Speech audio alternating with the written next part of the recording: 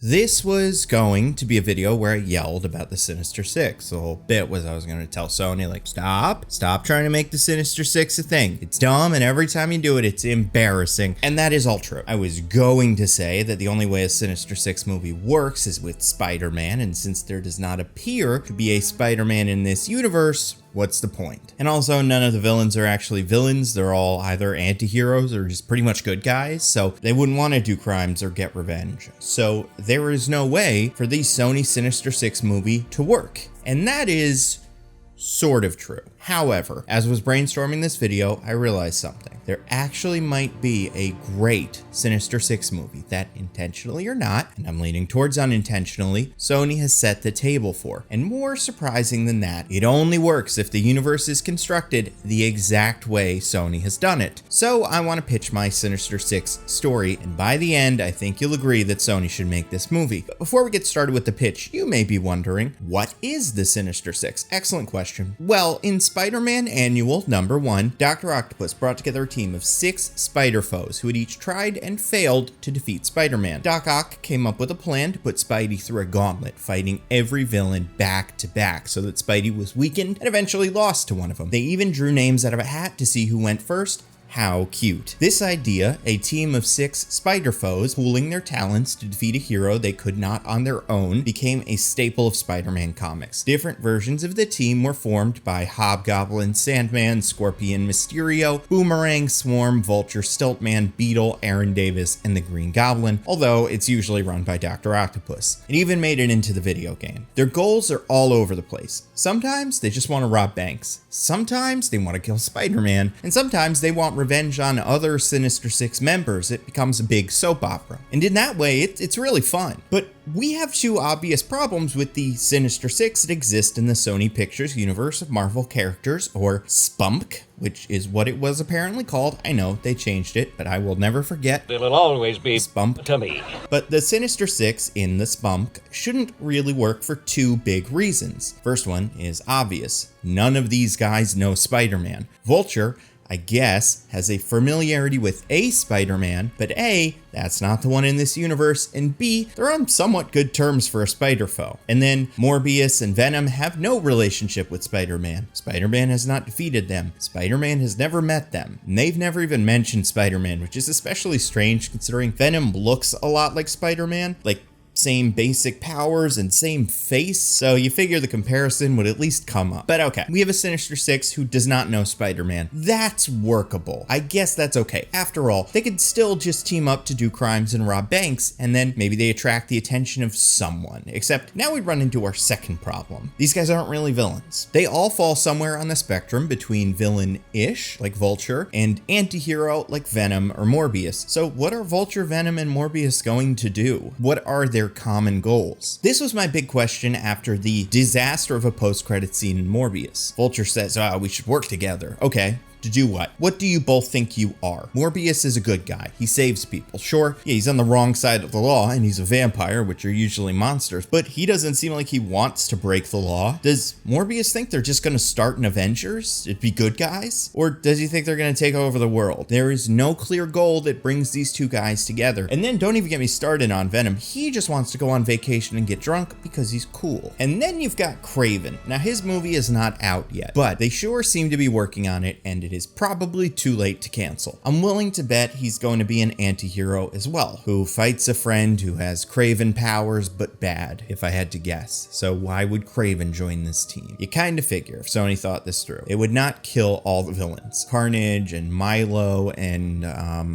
Carlton Drake would still be around, and Vulture would recruit those guys, but they're all dead. So what are we doing here? And this is where I was a couple days ago. This was the question. What is this Sinister Six movie that Sony seems determined to make in defiance of all that is holy? What will this movie be? And I have something kind of fun. So here's my pitch for the Sinister Six movie that I'd actually like to see. This is not a treatment or an outline. This is just the basic premise and characters, but even that part is tricky. Because one thing that we need to answer right up front about the pitch is the question of which universe these movies take place in, so we can determine who can be part of this team. So we'll start with Vulture and Morbius. And obviously we'll ignore the trailers that lie to us. Here's my best guess. First of all, cannot be the Marvel Cinematic Universe since Vulture left the MCU. Presumably, this could be a different Vulture from another universe, but if we're gonna come up with anything here, we gotta assume he's MCU Vulture. Although you do figure when MCU Vulture gets transported into a different dimension, he'd be like, oh my god, the daughter I love so much, she's not in this dimension, as opposed to like, oh, the food's good here. Anyway, there seems to be a Spider-Man in this universe, since when Vulture tells Morbius that Vulture thinks Spider-Man has something to do with the whole portal thing, Morbius doesn't ask, Spider-Man? Who is that? Also, Vulture, why do you think this is a Spider-Man thing? Why don't you think this is a Thanos thing? That whole thing before, when everybody snapped, that was a Thanos thing. Do you think Spider-Man did that? Is that what they're telling you in prison? Because that's not true. There's also seemingly a Venom in this universe, since Morbius makes the Venom joke, and Tyrese or Al Madrigal mention a similar incident taking place in San Francisco. Now, does the Venom from the Venom movies have a reputation? Do people know his name is Venom? Would that joke in the movie make any sense? I do not know. It does not seem like it in those movies, but hey, let's pretend everybody knows who Venom is. If that's true, then this can't be the Tobey universe, since that Venom is dead, and also probably is not a public figure. He does not commit any crimes publicly as Venom, outside of the one where he's killed, and in that, I don't even think he calls himself Venom, so that doesn't line up. Also, he's not the same Eddie Brock. Also, he doesn't live in San Francisco. Assuming there is a Spider-Man in this universe we've already met, because I doubt Sony is going to cast a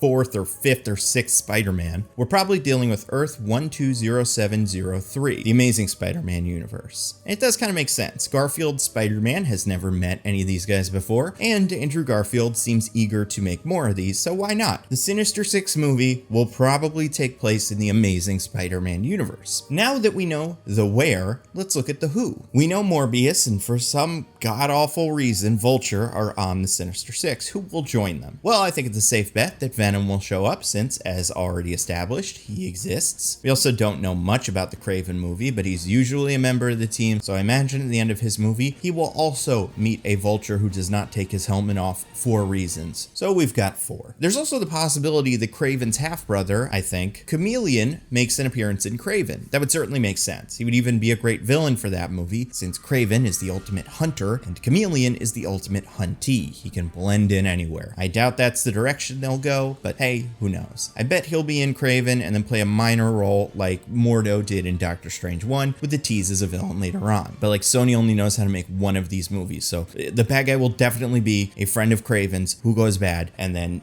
is killed at the end. That's just how it works. Then we've got whatever the hell Madam Web is. I have a passing familiarity with the character and know she's usually portrayed as an older woman, yet it seems like the title character will be played by Dakota Johnson. So it certainly looks like they're going to take some liberties. She's also another character, like Venom, whose origin is very closely tied to Spider-Man, yet he probably won't show up in the movie, so who knows? According to this Deadline article, insiders say due to her psychic sensory powers, she is essentially Sony's version of Doctor Strange, whatever the hell that means. But maybe like the other ones here, Webb will also be an anti-hero. Or maybe her co-star, Sydney Sweeney, will play the villain of the movie and she can join the Six. A lot of people have always fan casted her as Black Cat, and that would make about as much sense as anything else Sony's done up until this point. Although, if this is the Garfield verse, we should already have a Black Cat in Felicity Jones, but hey, who can keep track? Maybe Felicia Hardy is a popular name. You know, a couple years back where all the boys were named Kevin and all the girls were named Felicia Hardy. So maybe Madam Web's Black Cat fits into the same role as someone like Mystique in Days of Future Past. She won't be the big villain, but she'll be a free agent who works outside the law. I don't know. This is 100% speculation, but Black Cat could very well be part of the team. Then there's Jackpot. Sony announced that they are making a movie about a character named Jackpot, who I had no idea existed before I learned about that movie. Basically, she's a hero who, in her first appearance, seems to maybe be Mary Jane. She has red hair, the same build. She calls Spider-Man Tiger, which is a very strange nickname for Spider-Man, and it's, you know, pretty specific. Plus, Jackpot is even a reference to Mary Jane saying, "Face it, Tiger, you just hit the jackpot," when they first met. But actually, no, that was just a coincidence, and she's a different hero with a different identity, and she's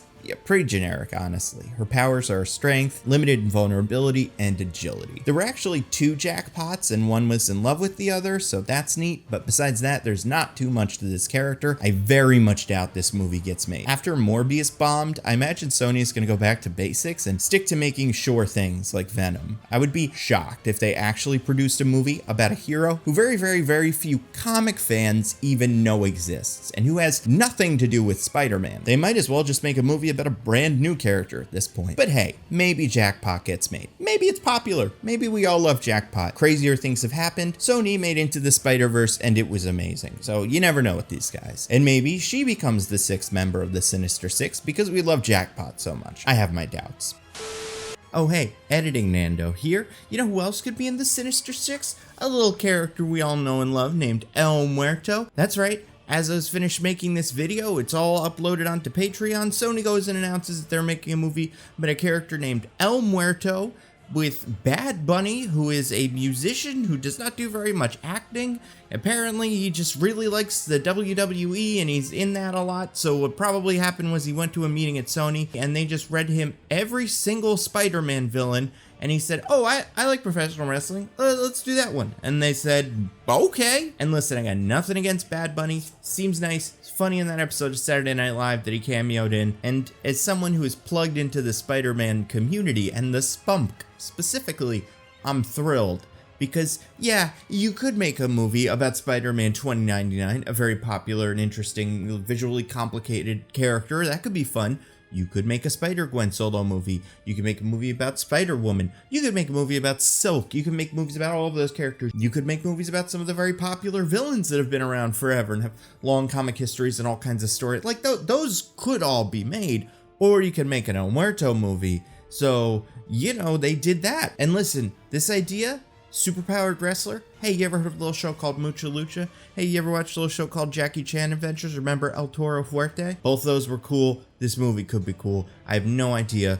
The point is, there's a very real chance that El Muerto is going to show up in the Sinister Six. If that gets made, which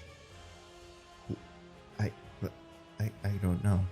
I don't know what they're doing. I thought I knew. You know, you figure, oh, they're going to make a movie about Spider-Woman. They'll make a movie about Silk. They'll make a Spider-Man 2099 movie. And no, El Muerto.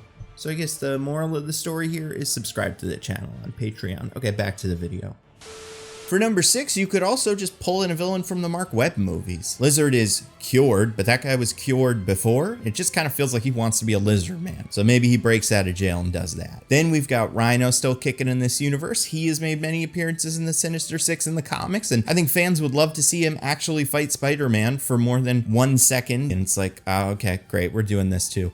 All the trailers just lie to us. Also, there's a depowered Electro in this universe, and you have Dahan's Green Goblin, although I don't think people really like that character, so I doubt he shows up. You could also throw in a new character, like Swarm, or Spot, or Speed Demon, Hydro Man, Beetle. This universe is Shocker. This universe is Scorpion, Jack-O-Lantern, Puma. Screw it, Big Wheel. Make Big Wheel the main character of this movie, or have him play a minor role, but fill out the team. This part is not important, but for the sake of the video, let's just say it's Shocker, because apparently Toombs is very resourceful and he could make a whole Vulture suit. So like he finds a thug, makes him the Shocker gauntlets, and then boom, he's got a Shocker. So our Sinister Six would be Vulture, Venom, Morbius, Kraven, and then Black Cat and Shocker. Why not? It doesn't really matter. The really important question is, why do they team up and who are they fighting? So the pitch. Imagine a movie that opens after Morbius. Eddie Brock is in New York investigating Morbius. He meets Kraven, who is in the city to hunt this vampire man. Eddie, as Venom, tracks down Vulture. I'm really just trying to get all of our heroes in the same place. Now everybody is in New York. They're meeting, forming relationships. Some are friends, some are enemies. Pretty standard stuff. But then, why are the Sinister Six formed? Who comes up with the idea? Okay, so this movie takes place in a post-Venom, Morbius, and Kraven world. Things are getting out of hand. So a familiar figure runs for public office with the platform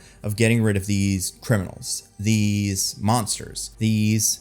what's the word? Oh yeah. A menace! That's right, J. Jonah Jameson runs for mayor of New York on an anti-metahuman platform. Enough is enough. We need to do something about these fiends that are destroying our great city, and he gets some help. He hires the new head of Oscorp, Alistair Smythe, to build Slayer drones that can track these freaks down, and then to lead the charge, Jameson employs an investigator who has been helping the city hunt down metahumans, a man named Mac Gargan. Jameson has Smythe perform a dangerous procedure on Gargan that leaves him with enhanced strength and a mechanical tail that'll help him subdue these evildoers as the Scorpion. And of course, Jameson starts with Spider-Man. This could be a very fun place for a Garfield cameo. Jameson sends the Slayer bots and the Scorpion to defeat Spider-Man. They fight very publicly on the George Washington Bridge in full view of the city and the newscopters, and all of our main characters watch this broadcast. Some are curious about how serious Jameson is. Some just want to see Spider-Man clown on this Scorpion guy. And after some back and forth and a good fight, Spider-Man becomes overwhelmed by the Spider Slayers, and Scorpion knocks Spider-Man out. Spidey falls from the bridge and disappears in the Hudson River, presumed dead. No body is found, but that's it for Spidey in this movie. Spider-Man cannot stop Jameson from enacting his anti-metahuman agenda. And Jameson's next step is going to be taking out a group of evildoers that have made New York City their home. Venom, Vulture, Morbius, Kraven, Shocker, and the Black Cat, a group that Jameson brands the Sinister Six. So in this movie, the Sinister Six are not fighting Spider-Man. They're uniting to stop J. Jonah Jameson, Alistair Smythe, and the Scorpion. Because not only do our heroes not have any interesting relationship with Spider-Man, they also aren't really villains. Morbius does not need to rob banks, neither does Venom. Venom has a job. They're just vigilantes, anti-heroes. So let's work with that. Build a movie around the idea that these villains are not really that bad, and the real villain is the authoritarian mayor who wants to see them all killed.